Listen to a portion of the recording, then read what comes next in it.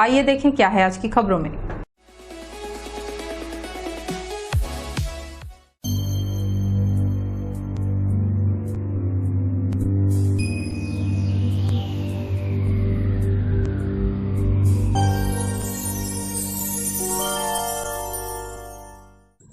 भगवान भोले को सावन का महीना अति प्रिय है एवं भक्तजन भी हर संभव उपाय कर भगवान भोलेनाथ को प्रसन्न करने के लिए प्रयासरत रहते हैं। कोरबा जिले में कई ऐसी प्राचीन मंदिरें हैं जो अपने आप में कई रहस्य समेटे हुए हैं। कुछ अंधविश्वासी लोगों के द्वारा इन मंदिरों को समय समय पर नुकसान भी पहुंचाया जाता रहा है। इसका उदाहरण हमें देखने को मिला कोरबा जिला मुख्यालय से 25 किलोमीटर दूर थाना करतला अंतर्गत ग्राम ढोंग दरहा में एक अजीब और आश्चर्यजनक नजारा देखने को मिला है। दरअसल ग्राम ढोंग दरहा में 3 मोहल्लों के बीच एक पीपल पेड़ के नीचे मंदिर में शिवलिंग स्थापित था, जिस पर ग्रामीणों द्वारा प्रत्येक सोमवार को पूजा अर्चना किया जाता था। सावन का महीना लगते ही उस मंदिर में रंग रोगन का काम होने ही वाला था कि कुछ असामाजिक तत्वों ने मंदिर को तहस नहस कर दिया। मंदिर के भीतर जहां शिवलिंग स्थापित था उस जगह को पूर्ण रूप से खोदकर गड़ा हुआ धन खोजने की कोशिश की गई है, ऐसा गांव के लोगों का कहना है।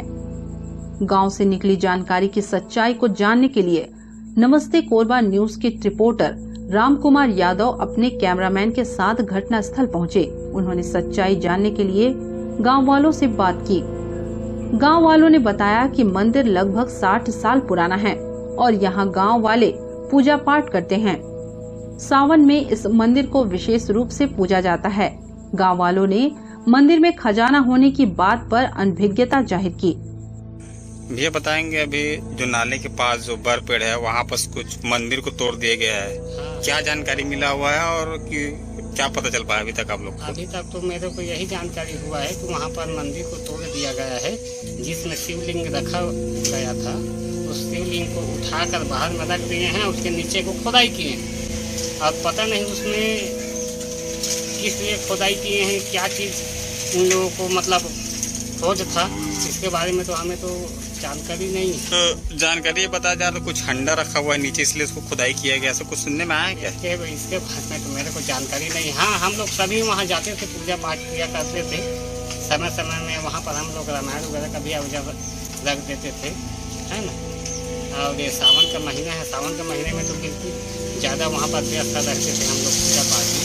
तो इस गांव में कितने मंदिर है? कि शिवलिंग था कि इसके अलावा और भी है? और है, मतलब एक यहाँ पर हमारे तालाब के पास एक और मतलब मंदिर है और एक छोटा सा शिवलिंग और बनाया गया है। अच्छा। और बड़ा मंदिर है। मतलब वो कितना साल पुराना होगा? बहुत पुराना साल है, हमें भी मालूम नहीं है कि ये कितना पुराना साल है, मतलब 150-200 वर्ष से ऊपर। तो जानकारी तो है, लेकिन क्या है ना, कल हमारे फूफा जी खत्म हो गए हैं। अच्छा। तो ज़्यादा जानकारी हम लोग नहीं जुटा पा रहे हैं, क्योंकि अब घर में ही कार्यक्रम हुआ है।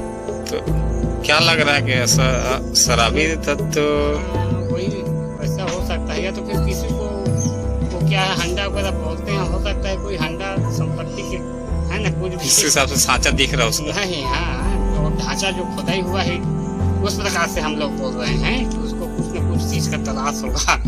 अब इसलिए लेकिन भगवान के जब को ऐसा नहीं करना चाहिए, है ना। भगवान उसके लिए बहुत कुछ न कुछ, तो भगवान है तो बिल्कुल उसको दिखाएगा। क्या होना चाहिए उसके ऊपर? बिल्कुल उसके लिए कार्रवाई होना चाहिए, कड़ी से कड़ी कार्रवाई होना चाहिए, क्योंकि भगवान के समक्ष वैसे वो कार्य किया है, होना चाहिए, क्योंकि उसमें सबका आस्था लगा हुआ था।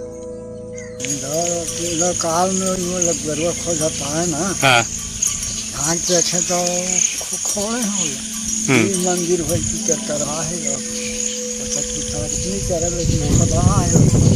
सामान काल लोटिया भर रही सो तारा वो महादेव होत रही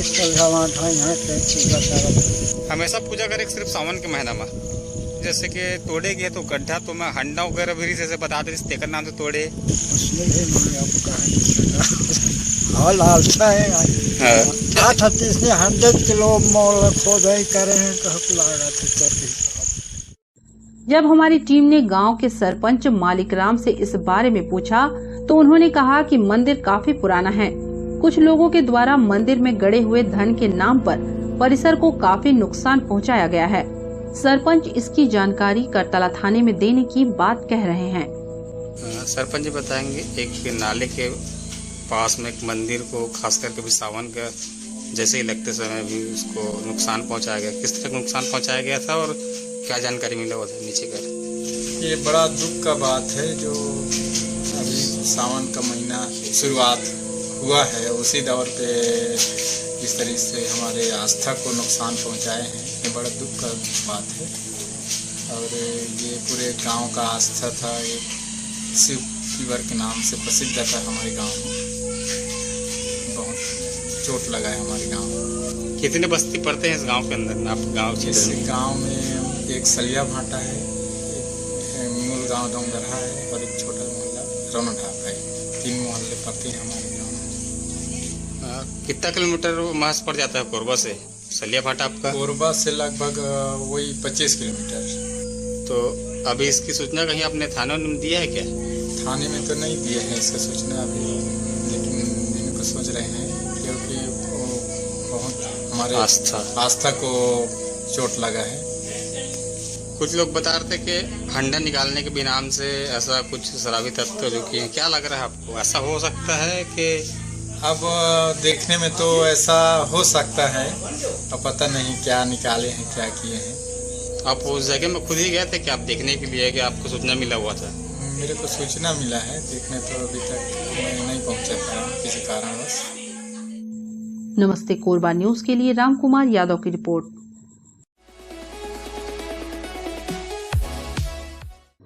विश्व आदिवासी शक्तिपीठ बुधवारी में इस वर्ष भी 9 अगस्त को विश्व आदिवासी दिवस मनाने की तैयारियों का जायजा लेने हेतु आवश्यक बैठक आहूत की गई।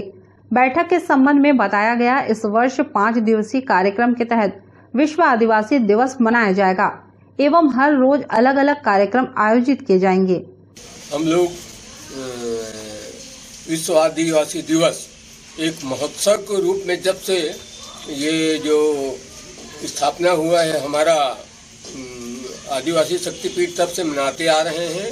और मेरे ख्याल से सबसे प्रथम प्रदेश में और देश में भी हम ही लोग यहाँ से शुरू किए विश्व आदिवासी दिवस को, जो 9 अगस्त को मनाया जाता है, उसको हम लोग शुरू किए। अब इसका प्रचार प्रसार हर गांव में, हर घर में ये पहुँच चुका है और लोग जो है ये जानने लगे हैं। घर घर में भी इसका लोगों के मन में मैंने आ गई है कि नहीं, हमारा ये बहुत बड़ा उत्सव है, त्यौहार है। तो ऐसे ढंग से इसका प्रचार भी हमारे क्षेत्र में, आदिवासी क्षेत्र में हुआ है। लोग, बाहर के लोग भी आते हैं, पूरा मूल निवासी आता है, सभी आते हैं और सब इसको मनाते हैं। 5 दिवसीय जो कार्यक्रम है, अभी हम लोग शुरू से 5 दिवसीय कार्यक्रम मनाते आ रहे हैं। ये कोरोना काल में 2 साल हम लोगों का कार्यक्रम नहीं बन पाया था, हम संक्षिप्त रूप से ही मना रहे थे, लेकिन हम लोगों ने बंद नहीं किया। उसमें उत्सव नहीं था और कोरोना काल में अब बाकी जो है ये उत्सव के रूप में मनाते हैं। ये 5 दिन में जो है प्रथम दिवस हम लोगों का वृक्षारोपण और मेडिकल कैंप रहेगा। ये आपका मुरली में मेडिकल कैंप, सिरली में वृक्षारोपण का कार्यक्रम है। वहाँ पूरा मेडिकल टीम जाएंगे और जो डॉक्टर की व्यवस्था रहेगी, सभी प्रकार की जांच होंगे। जो वहाँ इलाज करने लायक है तुरंत इलाज भी होगा। इस ढंग से ग्रामीण क्षेत्र के लोग जो है, सुदूर अंचल वाला क्षेत्र है जहाँ लोग नहीं पहुँच पाते हैं, वहाँ हर साल हम लोगों का मेडिकल टीम जाता है। इस साल भी है। आज 9 अगस्त को विश्व आदिवासी दिवस मनाते हैं, उस संबंध में बैठक चल रहा है। 9 अगस्त विश्व आदिवासी दिवस के उपलक्ष्य पर विश्व की प्रथम आदिवासी शक्तिपीठ बुधवारी बाजार कोरबा द्वारा इस वर्ष 5 दिवसीय महोत्सव किया जा रहा है, जिस पर 6 अगस्त से 10 अगस्त तक कार्यक्रम चालू है। 6 अगस्त को वृक्षारोपण और चिकित्सा शिविर अपना मुरली और ये हरदी बाजार के पास गांव, वहाँ रखा गया है। और 7 तारीख को आदिवासी शक्तिपीठ कोरबा में कबड्डी, रस्साकसी, तीरंदाजी, भाला फेंक यह कार्यक्रम है। और 8 अगस्त को भाषण, सामान्य ज्ञान, रंगोली और अंडरग्राउंड इंडोर कार्यक्रम है। और 9 तारीख को हमारा 9 अगस्त विश्व आदिवासी दिवस के दिन 750 दीप जलाए जाएंगे, महापूजा होगा। और 9 अगस्त को सीतामढ़ी बूढ़ादेव स्थल से आदिवासी शक्तिपीठ लगभग 6 किलोमीटर तक मैराथन दौड़ ओपन किया जाएगा और 750 दीप जलाए जाएंगे, आतिशबाजी किए जाएंगे। और 10 अगस्त उस दिन हमारा समापन कार्यक्रम रहेगा, जिस पर मंची कार्यक्रम होंगे और सांस्कृतिक कार्यक्रम किए जाएंगे। और जितने भी 3-4 दिन का खेल कार्यक्रम हो रहा है उसमें बच्चों को जो विजेता रहेंगे उनको पुरस्कार वितरण किया जाएगा। नमस्ते कोरबा न्यूज के लिए अजय अग्रवाल के साथ रामकुमार यादव की रिपोर्ट।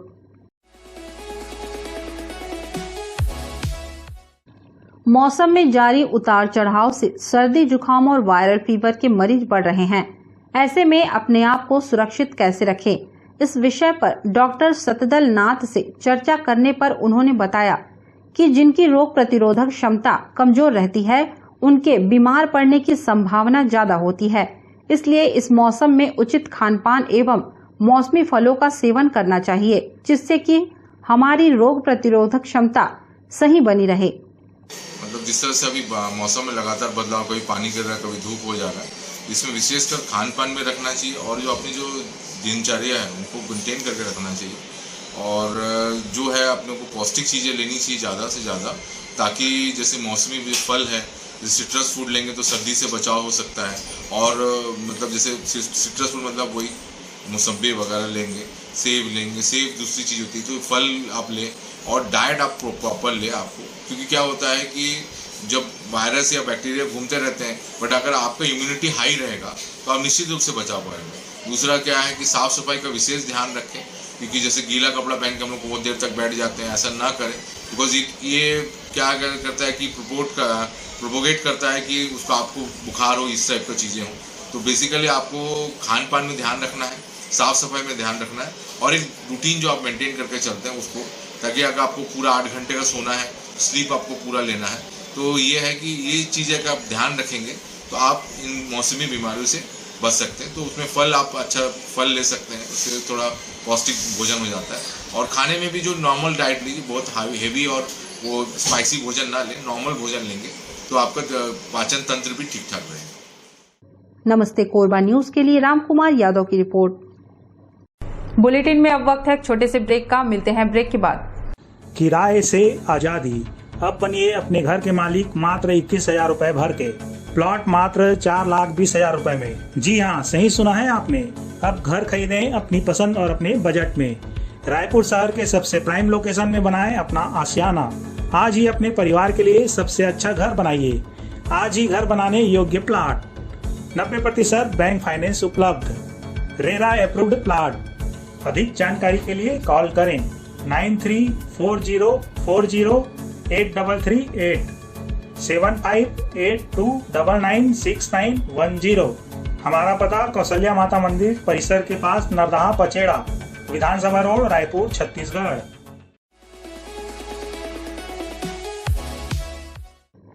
जिले के अंतिम छोर कर्री तुलबुल क्षेत्र में परिवहन सुविधाओं का बुरा हाल है।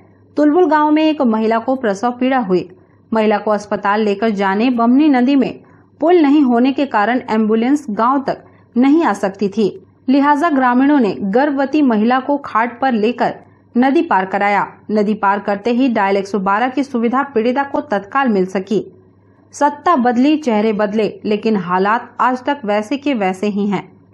कोरबा में कई विकासखंड आज भी ऐसे हैं जहां आम जनता मूलभूत सुविधाओं से वंचित है। पोड़ी उपरोड़ा तहसील के ग्राम कर्री तुलबुल पंचायत से ऐसी तस्वीर सामने आई है जिसने सारे सरकारी दावों की पोल खोलकर रख दी है। इन इलाकों में जनता के लिए भले ही कई योजना लागू की गई हो, लेकिन शासन प्रशासन की लापरवाही आए दिन देखने को मिल ही जाती है। नमस्ते कोरबा न्यूज के लिए सुमित जालान की रिपोर्ट।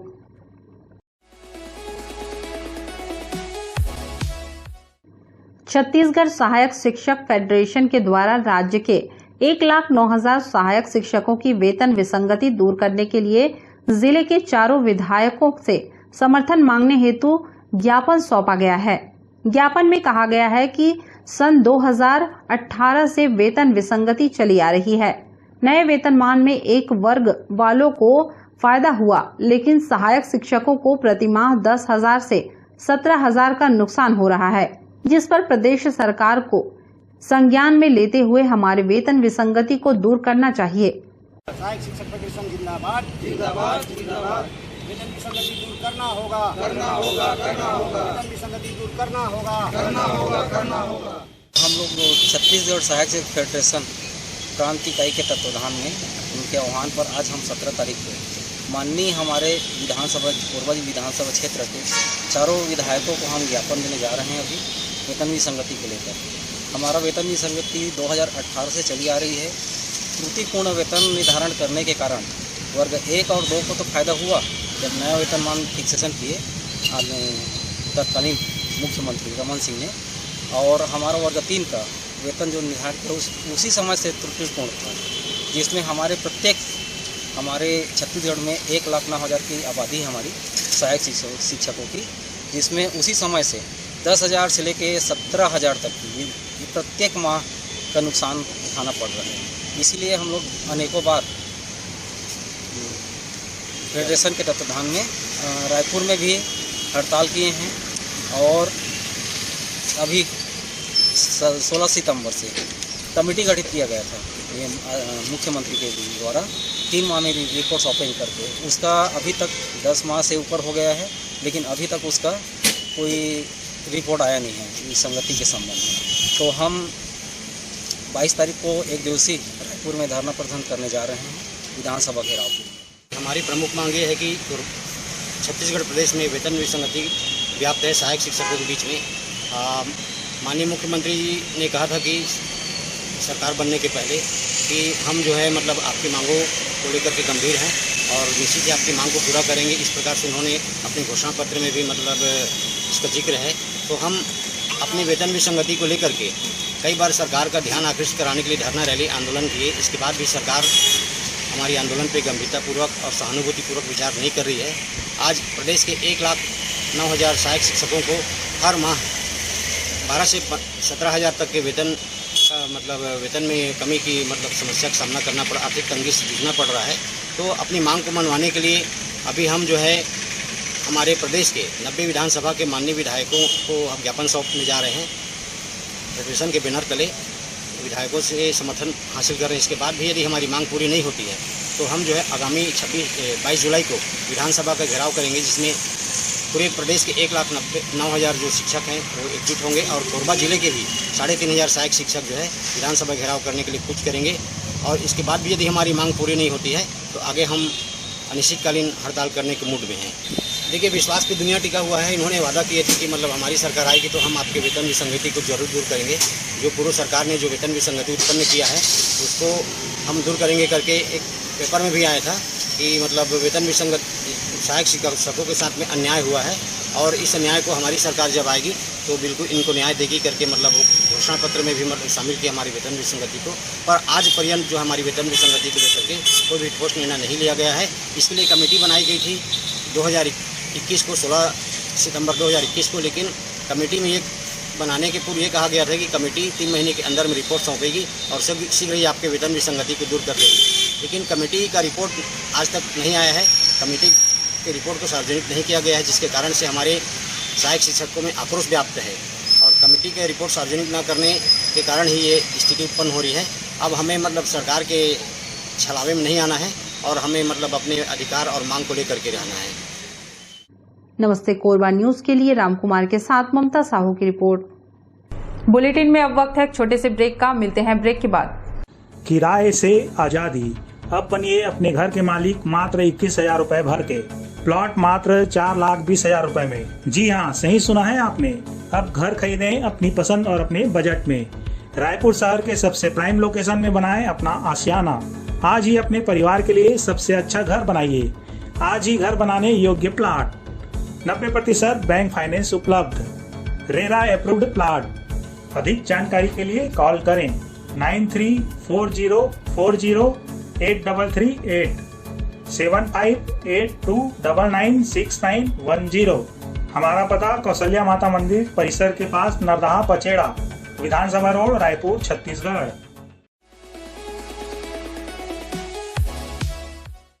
सावन महीने के पहले सोमवार को शहर के शिवालयों में हर हर महादेव, जय शिव ओमकारा की गूंज सुनाई दी। अल सुबह से ही श्रद्धालुओं की मंदिरों में खासी भीड़ रही। शिव मंदिरों के साथ अन्य मंदिरों में भी दिन भर भक्तों को तांता लगा रहा। साथ ही अंचल के सभी प्रमुख शिवालयों में सुबह से ही श्रद्धालुओं का पहुंचना शुरू हो गया था। गौरतलब है कि सावन माह के पहले सोमवार के दिन शिवलिंगों का दूध व जल से अभिषेक किया गया। शिवलिंगों को पुष्प, बेलपत्र, आक, धतूरे से सजाकर महाआरती की गई। इस दौरान मंदिरों में घंटी, घड़ियाल, शंख व झालर के बीच भोलेनाथ के उद्घोष से माहौल भक्तिमय बना रहा। कोरबा के वार्ड नंबर 1 में भंडारा का आयोजन किया गया, जिसमें श्रद्धालुओं ने प्रसाद ग्रहण किया। नमस्ते कोरबा न्यूज के लिए अजय अग्रवाल के साथ रामकुमार यादव की रिपोर्ट। इस बुलेटिन में बस इतना ही। न्यूज अपडेट के लिए जुड़े रहें हमारे YouTube channel, Facebook, Telegram, Instagram, Twitter को सब्सक्राइब, लाइक, कमेंट करना ना भूलें। नमस्कार।